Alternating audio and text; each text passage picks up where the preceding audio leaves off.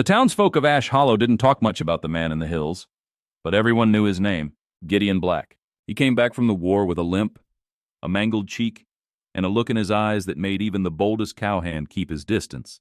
He rarely spoke. He rarely came to town. And when he did, it was always with his hat pulled low and his left side turned from view.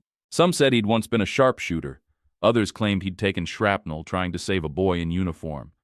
No one knew the truth, and Gideon never offered it. He lived alone in a small cabin north of the ridge, where the land was hard and the air thin. He grew his own vegetables, kept 2 horses, and had only one regular visitor, the mail wagon. On the first Wednesday of September, something unexpected arrived with the mail. A letter. Not from the government. Not a bill or a receipt, but one written in careful looping script. Dear Mr. Black, I don't know if you remember me. I was the nurse who helped you at Fort Claymore. My name is Evelyn Hart. I'm coming west, looking for a teaching post. I'll be passing through Ash Hollow. If you don't mind, I'd like to say hello.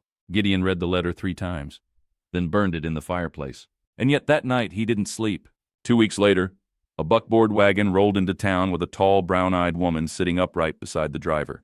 She wore a travel-stained dress and a blue ribbon in her hair, and when she smiled at the baker's wife, something in the town warmed. Evelyn Hart had arrived. She asked directions to the schoolhouse. She smiled at the general store clerk. She thanked the stable boy by name. And the next morning, she saddled a borrowed horse and rode toward the hills, toward the cabin, toward the man no one dared disturb. Gideon was splitting wood when he heard hooves on dry earth. He turned slowly, axe still in hand, ready to drive away whoever had come this time. But when he saw her, saw those eyes, he froze. She dismounted, calm and sure. Her voice, when it came, was gentle. Mr. Black, she said, tipping her head. You didn't answer my letter. He said nothing, just stared. I thought I'd try in person. Still nothing. She looked down for a moment, then met his gaze again. I know you don't want visitors. I won't stay long. I just wanted to say thank you for surviving. That word cut deeper than she could know. Surviving. He wasn't sure that's what he'd call it.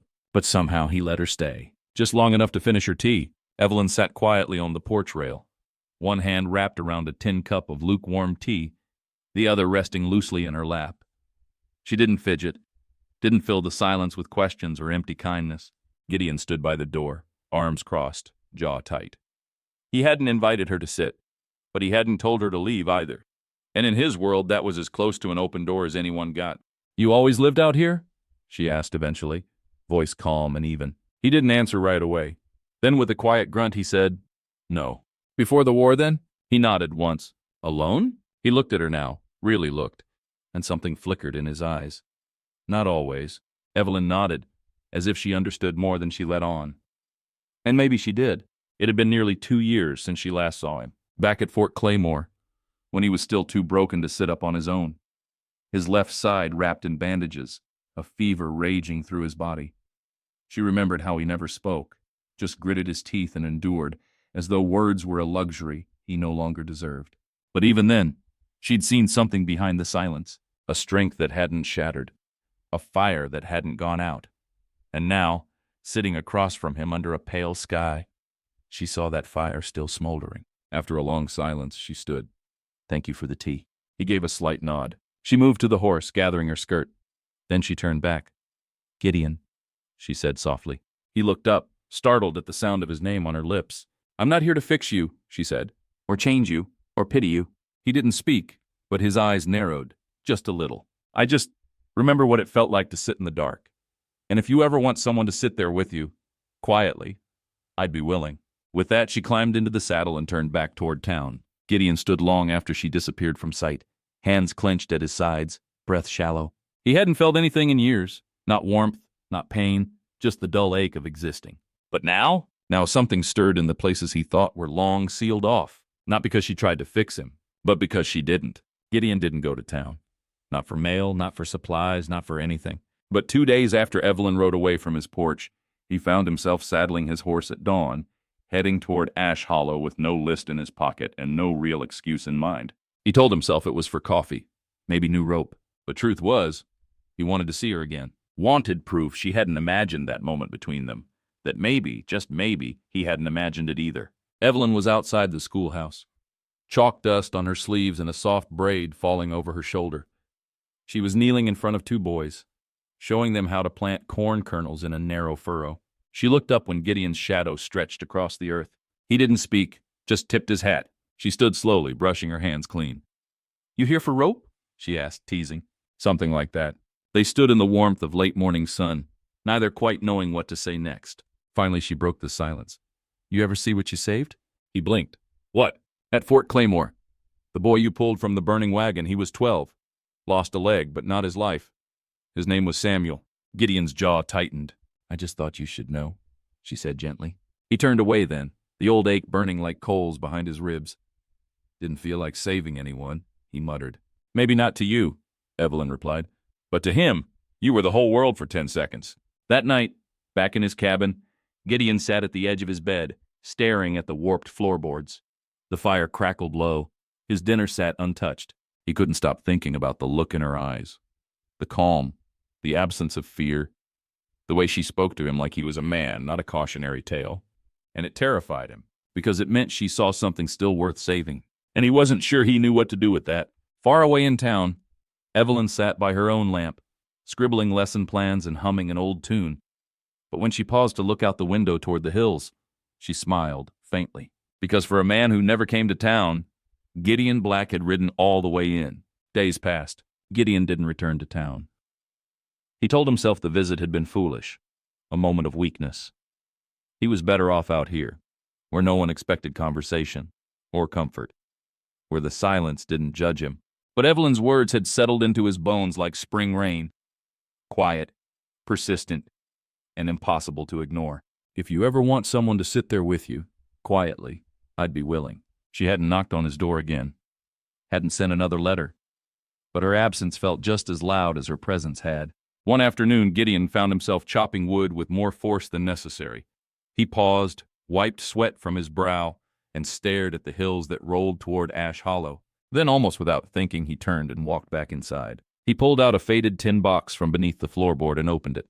Inside was a folded letter, one he'd written but never sent, to his younger brother, the one who'd died, the one Gideon couldn't save. His hands trembled as he unfolded it. The paper was worn, the ink smeared. "I don't know how to say it. I didn't get there in time, I never will, but I'm still here. And I don't know why that feels like punishment." Gideon stared at the final line for a long time, then folded it again. That night, he didn't burn the letter. He placed it on the mantel instead. And in the morning, he saddled his horse. Evelyn was alone in the schoolhouse when he arrived. She was sweeping, humming softly, always humming. And the moment she looked up, she stilled. "You came back." Gideon stood in the doorway, hat in hand. "You meant it? What you said?" She set the broom aside. "About sitting in the dark?" He nodded once. "I did." He hesitated, then asked the first real question he'd asked anyone in years. "Would you come out to the cabin again?" Evelyn didn't smile, didn't cheer. She just stepped forward and said gently, "If you're ready, yes." That evening they sat on the porch as the sun dipped below the ridge. They didn't speak. Not much. She poured the tea. He handed her a blanket, and as dusk settled over the prairie, their shadows stretched long across the land, two silhouettes no longer quite so alone. It wasn't a beginning with fireworks. It was something quieter, and somehow more real. The fire crackled low in Gideon's hearth. Evelyn sat in the old armchair across from him, fingers wrapped around a cup of tea, her skirt hemmed dusty from the ride up. She looked comfortable in his home in a way that unsettled him, not because it was wrong, but because it felt too right. Gideon hadn't had a guest in years. No one had ever stepped inside and treated it like it didn't need fixing. "I like how quiet it is here," Evelyn said softly, eyes fixed on the flame. Gideon nodded, staring at his hands. Then she added, "But it's not the kind of quiet that feels empty. It's the kind that gives room to breathe." He glanced up, surprised. She met his eyes. "Some silences are heavy. Yours isn't." He wanted to answer, wanted to say you're wrong or you just don't know me yet. But instead, he said nothing. And Evelyn didn't press. Later she wandered to the bookshelf, just a few old volumes, mostly worn, their spines cracked. She pulled one down and thumbed through the pages. "You read these?" "Used to," he said, voice low. She turned a few more pages. "You write in the margins." Gideon shifted in his chair. "Didn't think anyone notice." Evelyn smiled. "That's the funny thing about leaving a mark. Most times, we don't think it matters, but it does." As the evening deepened, she helped him stir the stew, sat beside him at the table. They didn't talk about the war, or scars, or what it meant to survive something that left you limping inside. Instead, they talked about simpler things. How hard the late frosts hit this year, whether the creek might run dry, how the school children had taken to drawing mustaches on their slates. And for Gideon it was enough. Not a storm, not a rescue, just the steady, unfamiliar comfort of being seen and not needing to hide. When she stood to leave, he walked her to her horse. Neither of them spoke as she mounted. Before she turned to ride back down the trail, she looked at him, truly looked, and said, "I'm not here to chase you, Gideon." "I know," he said. "I'm just here." And with that, she was gone again, into the dusk like smoke slipping between fingers. He stood alone beneath the darkening sky, heart thudding with something too fragile to name. And though the night returned to its usual stillness, it no longer felt quite the same. Because now silence had company. The days that followed were filled with nothing and something. Gideon went about his routine, chopping wood, tending the garden, brushing the horses, but everything felt slightly shifted, as if the air around him had remembered Evelyn's presence even after she'd left it behind. Her cup still sat on the shelf. Her voice still echoed faintly when the wind blew through the open window. And somehow, that didn't unsettle him. It settled him. On the 5th day, he found himself standing at the creek behind his cabin, staring into the cold water. The reflection that looked back at him was familiar. Weathered skin, lined eyes, the jagged scar running from temple to jaw. He used to avoid his reflection. Used to feel like that scar told the whole story. But now, he wondered if maybe it only told the beginning. That evening he saddled his horse again. He didn't have a letter. Didn't have a reason. At least not one he could name out loud. He just rode, slow and quiet, until the town came into view, and the faint glow from the schoolhouse window flickered like a lantern left on just for him. Evelyn was inside, cleaning chalk from the board. She didn't jump or flinch when she saw him at the door. "You're late," she said, not unkindly. "I wasn't sure I was coming." "But you did." He nodded. She set down the cloth and crossed the room. "Want to walk?" He hesitated, then nodded again. They strolled through the edge of town, past the quiet storefronts and the old church with its peeling steeple. No one else was out. Only their footsteps and the sound of wind brushing against the dry grass. "I hated mirrors for years," Gideon said suddenly. Evelyn glanced at him but didn't speak. He kept walking. "After I got back, folks couldn't decide what to say to me. Some looked away, some stared. Both felt the same. Like you weren't a man anymore," she said quietly. He nodded once. She paused. "Do you want to tell me what happened?" "No," he said, then softer. "Not yet." "Okay." No push, no disappointment, just acceptance. When they reached the edge of the hill, overlooking the dark prairie, Evelyn stopped. "Can I ask you something?" Gideon braced himself. "Yeah." "Why did you let me in?" He didn't answer right away. Then he said, "Because you don't look away. You don't flinch. And when you speak, it doesn't feel like you're filling space." Evelyn smiled gently. "And when you speak, Gideon, it feels like something worth waiting for." They stood together in silence, the stars above them just beginning to wake. It wasn't love yet, not the way storybooks told it, but it was trust.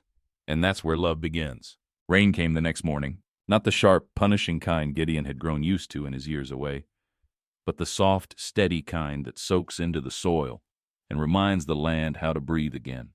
He watched it fall from his porch, arms crossed, the scent of wet pine and damp earth filling his lungs. Somewhere in the distance, thunder rumbled like an old man clearing his throat. The world was quieter in the rain, slower. And that day so was Gideon. By noon, Evelyn arrived, her cloak soaked, curls damp, but her smile still there. "You didn't think I'd let a little rain stop me, did you?" He handed her a dry towel without a word, then stepped aside to let her in. She shook off her boots and moved to the fire as though she'd always belonged there. No questions, no uncertainty, just warmth and presence. And Gideon, for once, didn't fight the feeling of not being alone. As she sipped tea and peeled off her gloves, he watched her from across the room. "You always this comfortable in other people's spaces?" he asked. She smiled into her cup. "Only when I feel like I'm not intruding." He lowered his eyes, thoughtful. "You're not." Evelyn looked up, surprised. "Thank you." He paused, then added, "You want to stay for supper?" She raised an eyebrow. "That a real question? Or are you just being polite?" "Don't ask things I don't mean," he said simply. She smiled, and something softened in her. Like maybe she too had needed to hear that. As the storm rolled through, they sat down to a quiet meal. Just stew and cornbread, nothing fancy. But for the first time, Gideon didn't eat in silence. He asked about her students. She told him about a boy who'd hidden a frog in the girl's cubby. They laughed, together. And then when the meal was done, she rose to help clean, but stopped halfway to the sink. "Gideon," she said gently, "may I ask something harder?" He nodded, wary but willing. "Do you still feel like you don't deserve peace?" The question landed like thunder. Not loud, but deep, rattling. He looked at her for a long time before answering. "I didn't, for a long time." "And now?" He swallowed. "Now, I don't know. But when you're here, it feels closer." Evelyn stepped towards him carefully and placed a hand over his, worn, calloused, scarred. "I'm not here to fix what was broken," she whispered. "But I am here to remind you it's still worth holding." That night, she slept in the chair by the fire, wrapped in a blanket he laid over her shoulders. Gideon didn't sleep much. He sat nearby, watching the firelight dance on the walls. And for the first time in years, the ache inside him didn't feel like a wound. It felt like something healing. The next morning dawned silver and quiet. Fog draped over the hills like a wool blanket, and the world seemed to exhale in the hush after the storm. Evelyn stirred slowly in the armchair, her eyes blinking open to find Gideon already awake, already watching her from across the room. "You could have woken me," she murmured, voice husky from sleep. He shook his head. "Didn't want to." "Why?" He paused. "You looked at peace. I didn't want to break it." Evelyn sat up, stretching gently. "Maybe that's what you need to learn next. That you're not the thing that breaks peace, Gideon." He looked away, but the words stayed. After breakfast, they walked the edge of the property. The ground was soft, the air cool and damp. Birds had returned, their songs light and uncertain, like they too were feeling out the quiet after grief. Evelyn stopped beneath a crooked cedar tree. "You ever thought of leaving this place?" Gideon glanced at her. "You think I should?" "No," she said quickly, "but I wonder if you ever dreamed of more." He didn't answer right away. Instead, he leaned down, picking up a smooth stone from the damp soil, turning it in his hand. "I used to," he said finally. "Before the war, before the fire. I wanted to see the coast, smell the ocean." "Why didn't you?" He gave a dry smile. "Came back broken. Didn't seem right to dream with half a man." Evelyn stepped closer, placing her hand gently on his chest, over the place where his heartbeat thudded, steady and strong. "You are not half a man," she said. "You are a man who kept going, and there's nothing broken about that." That evening, Gideon handed her a bundle of letters. "They're for my brother," he said. "Wrote him after he died. Didn't know what else to do." Evelyn held them with reverence. "May I read one?" He nodded. She sat by the firelight, eyes moving slowly across the page. Tears gathered, but didn't fall. When she finished, she looked up at him, her voice low. "You loved him fiercely." He nodded once. "And you never stopped carrying him." He cleared his throat, suddenly hoarse. "Didn't know how to stop." "You don't have to," she said. "But maybe now you don't have to carry him alone." They sat that way until the fire dimmed, his grief no longer silent, hers no longer uninvited. And when Evelyn rested her head on his shoulder, Gideon didn't flinch. He closed his eyes. And for the first time since the war, he let someone stay. Gideon had grown used to measuring time by what he endured.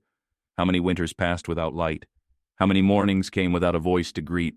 How many nights he survived the weight of memory? But with Evelyn around, time felt different. It no longer crept or dragged. It moved, softly, steadily, like a horse in no hurry to get anywhere, but still always going forward. They shared simple days. Gideon repaired fence posts while Evelyn tended to his small garden, whistling tunes she swore the tomatoes liked. In the afternoons, she read aloud while he whittled, pausing now and then to ask questions about a character, a phrase, a thought he'd never dared explore. "You know what surprises me?" she asked one evening, brushing dust from her skirt. "What?" "That you still care about the world. You listen. You notice things, even after everything." He glanced at her, eyes shadowed but open. "I think I had to stop feeling for a while, to survive it. But you make it feel safe to start again." That night, a coyote howled in the distance, and Evelyn stirred in her sleep. Gideon rose without waking her, stoked the fire, and stepped outside. He looked up at the sky, studded with stars and as wide as his ache had once been. But tonight, the ache had softened. He wasn't healed, not fully, not yet. But the cabin didn't feel like a bunker anymore. It felt like the edge of something alive. The next morning, Evelyn handed him a note. "Gideon, I'm not asking you to be someone new. I love the quiet you carry and the storm you survived. I only ask that you don't lock me out of what's real. Yours, Evelyn." He held the letter for a long time, fingers curling around its edges. Then he walked over to the mantel and placed it beside his brother's letter.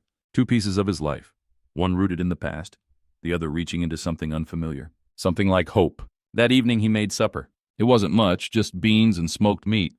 but it was the first meal he'd ever made for someone else since before the war. Evelyn didn't comment on the flavor. She just smiled, accepted the plate, and sat beside him like she'd always been there. "You think it'll last?" he asked softly, not meeting her eyes. "What?" "This, whatever it is we're building." Evelyn reached for his hand. "If we keep choosing it, Gideon, yes, it will last." Spring crept over the land in soft green whispers. The grass returned first, pushing up through tired soil.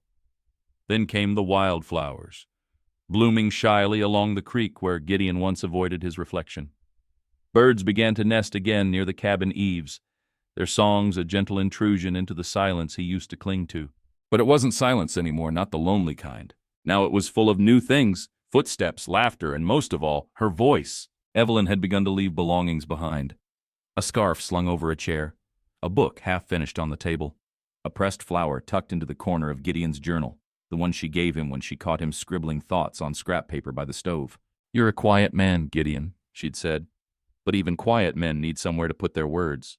He hadn't answered then, but he used the journal now, mostly to write her name. One morning, she stood barefoot in the grass outside the cabin, arms outstretched, head tipped to the sky.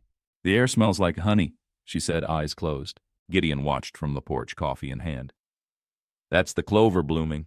She opened one eye. "You know all the small things. Helps me remember the good." Evelyn stepped closer. "What else do you remember?" He looked into her face, so open, so certain, and whispered, "Your name." Then more firmly, "I remember your name before I remember my own on some mornings." She blinked. He set down the cup. "And I say it," he added, "when I wake from the old dreams. Evelyn, it pulls me back." Her lips parted. "I didn't know." "You weren't meant to.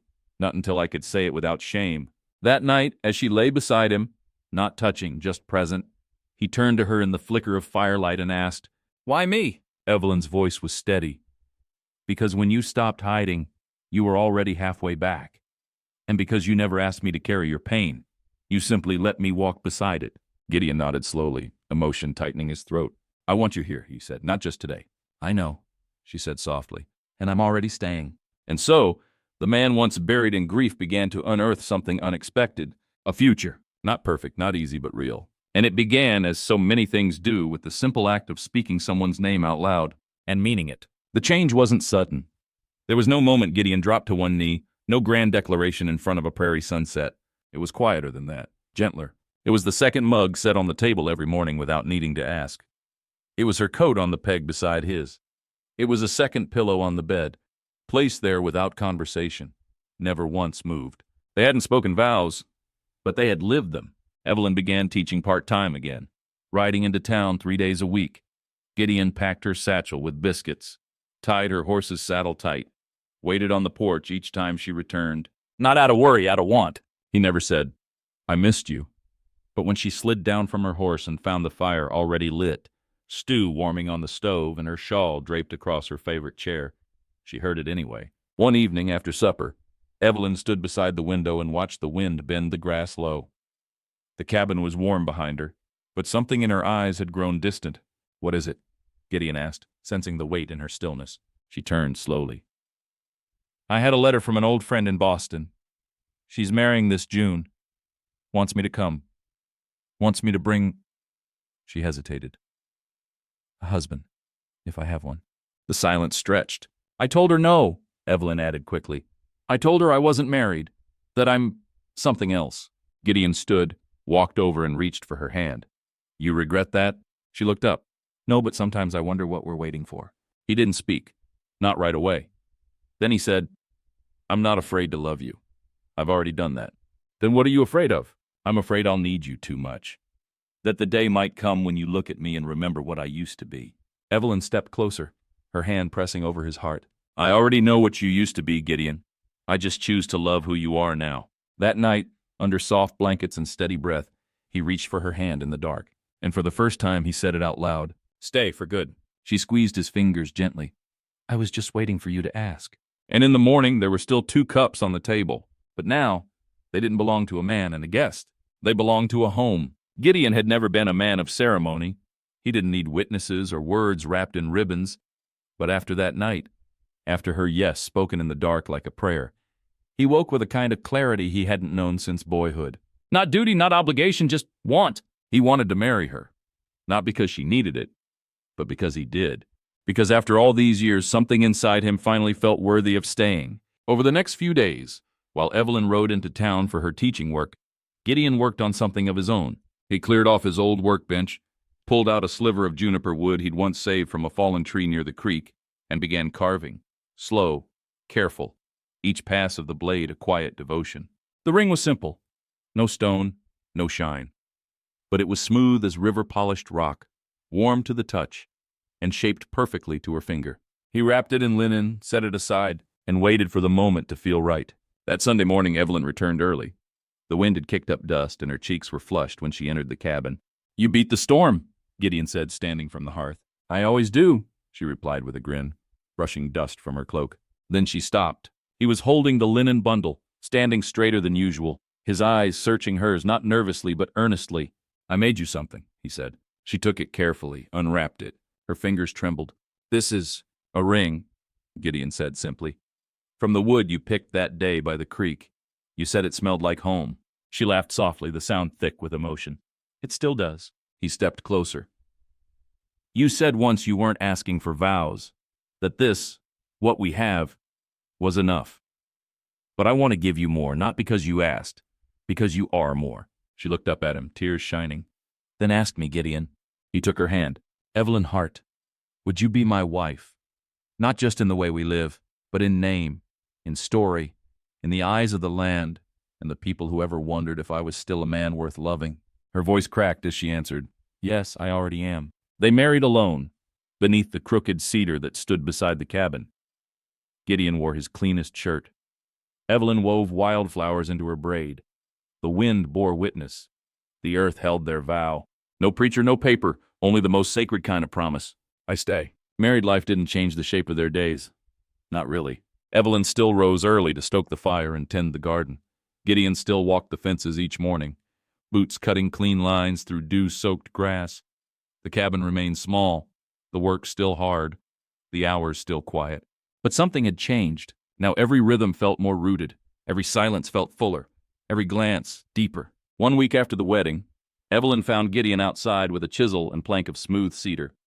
She watched from the porch as he bent over the wood, carving slowly, lips moving silently as if testing each letter before he gave it permanence. When he finished, he wiped the dust away and stepped back. She came beside him, there etched into the wood in simple, purposeful strokes, the Blackheart homestead est, in silence, grown in love. Evelyn touched the carving with reverent fingers. "Blackheart," she whispered. "I like the sound of that." He glanced at her.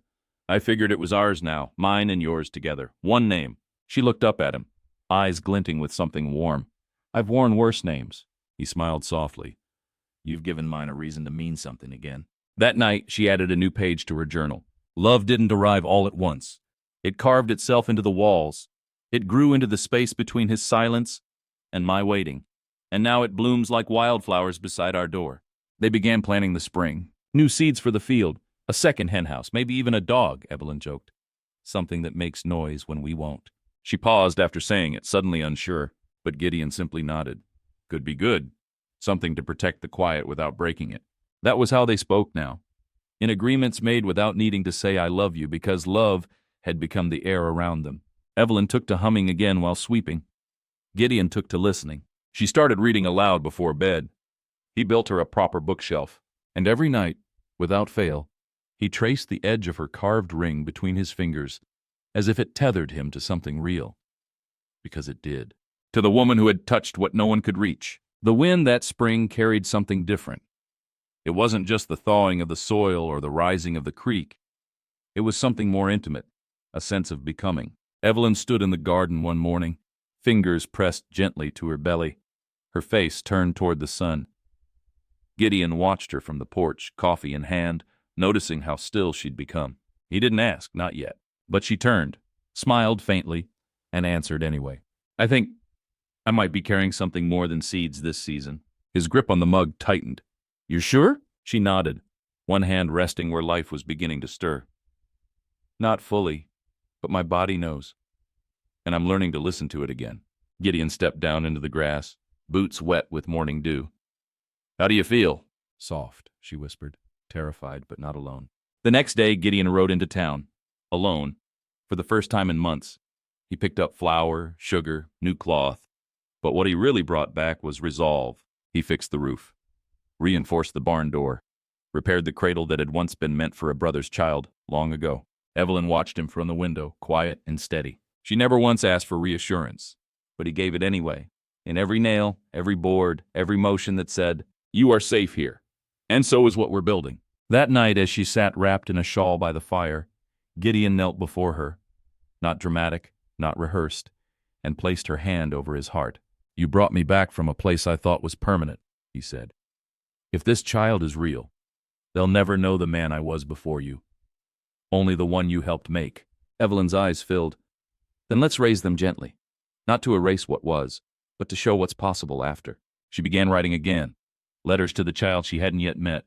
"You were conceived in silence and kindness, in the house your father built with pain, then healed with love." She tucked them into a box beside the bed, one for each new change, each new hope. Gideon started talking more, not just to her, but to the land. He spoke aloud while working. "That fence'll hold better this year, or to the wind. That tree'll need trimming. But sometimes," she caught him whispering to the cradle too. And that was when Evelyn knew. He hadn't just made room in the house. He'd made room in himself. By early summer, the wildflowers returned in full color, splashing gold and violet across the hills like spilled paint.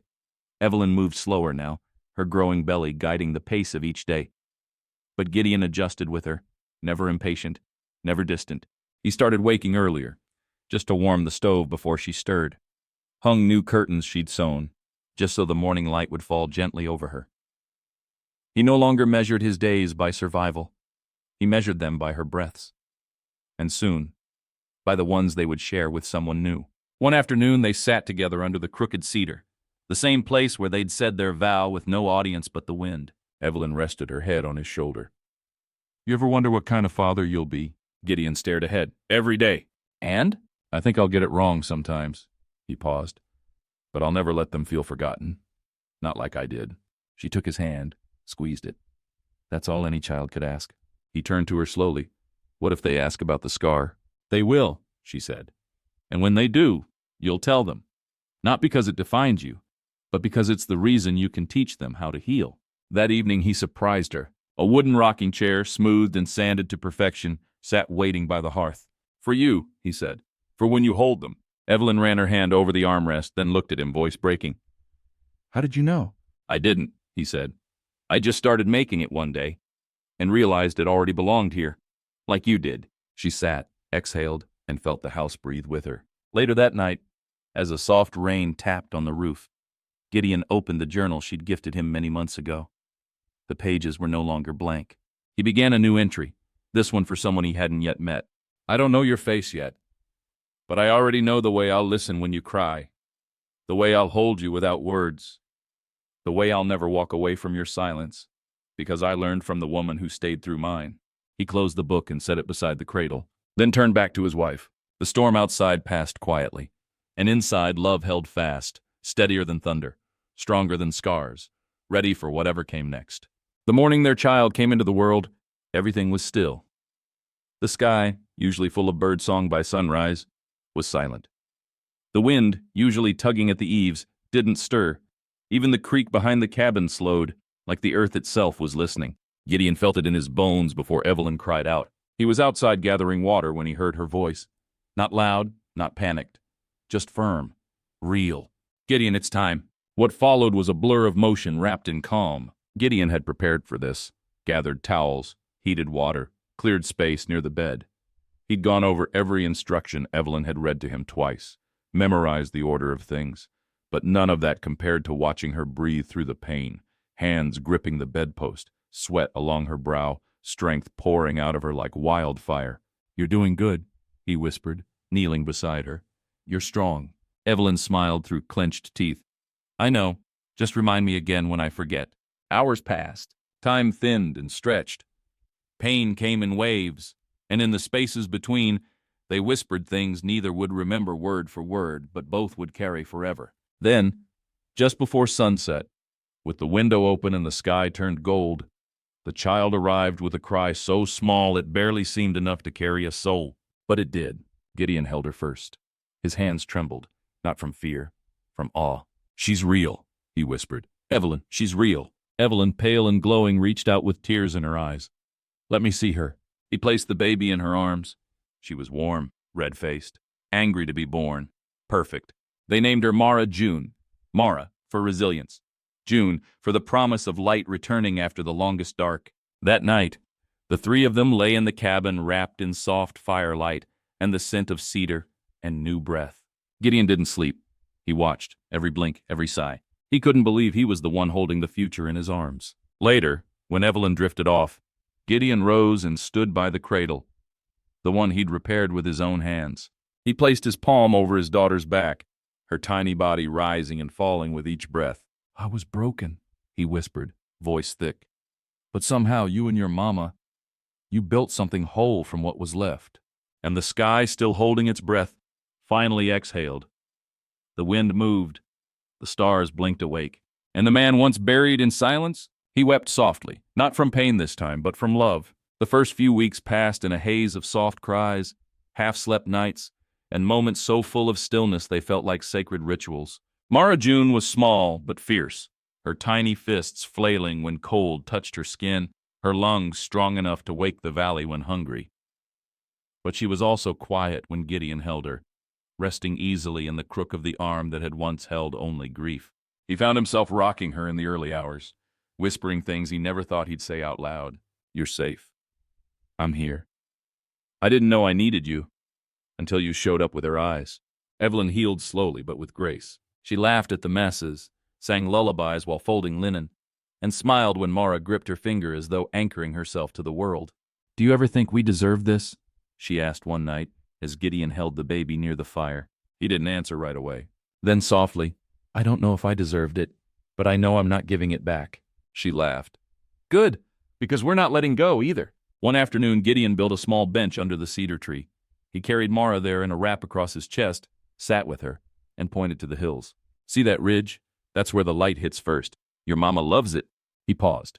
I used to hate mornings. They meant I had to get through another day. But now I wake up thinking, what if she smiles today for the first time? Mara blinked up at him. He chuckled. Don't rush. I've waited longer for less. Evelyn watched them from the porch and felt her heart grow in ways she didn't know it could. Not bigger, but deeper. Gideon had once been a man carved from quiet pain. Now, he was a man learning to speak again. Not through talk, but through touch, through presence, through fatherhood. He didn't just survive his past. He rewrote what it meant. That night, as the fire crackled and the baby slept between them in her cradle, Evelyn pulled her journal from the shelf and began to write. Today, I watched my husband carry our daughter across the yard like she was made of light. This man who once believed he was too scarred to hold joy now rocks it to sleep. Love didn't heal him, but it stayed long enough to let him heal himself. Summer deepened, and with it came rhythm. Mara June began to smile, gummy and bright, a whole sunrise wrapped into one small face. Her giggle, rare at first, was the sound that remade Gideon's soul each time it escaped her. Evelyn said it best one morning as they watched her stretch beneath the quilt Gideon had sewn with his own hands. She doesn't know pain, not yet. That's a gift. Gideon looked down at his daughter, then at the woman beside him. She will, he said quietly. The world won't spare her. Evelyn touched his scarred cheek gently. But she'll learn how to survive it, with love. That's the gift we give her. There were still echoes in the night sometimes. Memories. The crack of gunfire that wasn't there. The boy he couldn't save. The feeling of being too late, too broken. But now, when those shadows came, Gideon no longer faced them alone. He would wake, breath ragged, and Evelyn would already be sitting up beside him. She never asked questions, never pushed. She simply reached for his hand and waited. And slowly the echoes lost their teeth. Mara began to stand in the fall, her little hands clinging to Gideon's pant leg as she wobbled. She's determined, Evelyn said, laughing. She's you, Gideon replied. But when she took her first real step, from Evelyn to him, with arms outstretched and pure trust in her eyes, he felt something shift in his chest that had never moved before. Something opened, and he said in a voice only Evelyn could hear, I never thought anything would walk toward me again. Not like that. She slipped her arm around him. You stopped hiding, and now love walks to you. That night he sat alone on the porch, watching the stars. He whispered his brother's name. Said it out loud. Let it exist again in the air. Then he said another name, Mara, and finally, thank you. Not to the sky, not to the past, but to now, to the man he had become, to the love that had made it possible. The first snow fell early that year, soft flakes dusting the rooftops of Ash Hollow, drifting into the folds of pine around the cabin. Inside, the fire burned bright, the windows steamed with warmth, and laughter echoed in quiet bursts through the rooms. Mara was learning words now. Small ones. Ma, duh, up. But her favorite, the one she whispered into Gideon's chest as he held her near sleep, was here. And somehow that word held everything. Evelyn watched them from the kitchen, her heart full in the way that only comes from witnessing something once thought impossible. Gideon Black had become a father, a husband, a man unafraid to be seen, not because the world had changed, but because he had allowed love to reach the places even he thought were out of reach. That winter, on the anniversary of the day she first visited his cabin, Evelyn gave him a letter. You don't speak much of the war, but every time you kiss our daughter's forehead, every time you whisper my name when you think I'm asleep, I hear all the things you haven't said. And I want you to know, I hear you. I always have. He didn't read it in front of her, but she saw him hold it. Saw his thumb run across the paper like it was sacred. And later that night, she found it tucked beside his brother's final letter, resting together in the drawer he now opened freely. For their anniversary, he built her a bench near the creek, under the tree where he once avoided looking at his reflection. This time they sat together, Mara cradled between them, watching the water move. You ever think about the man you used to be?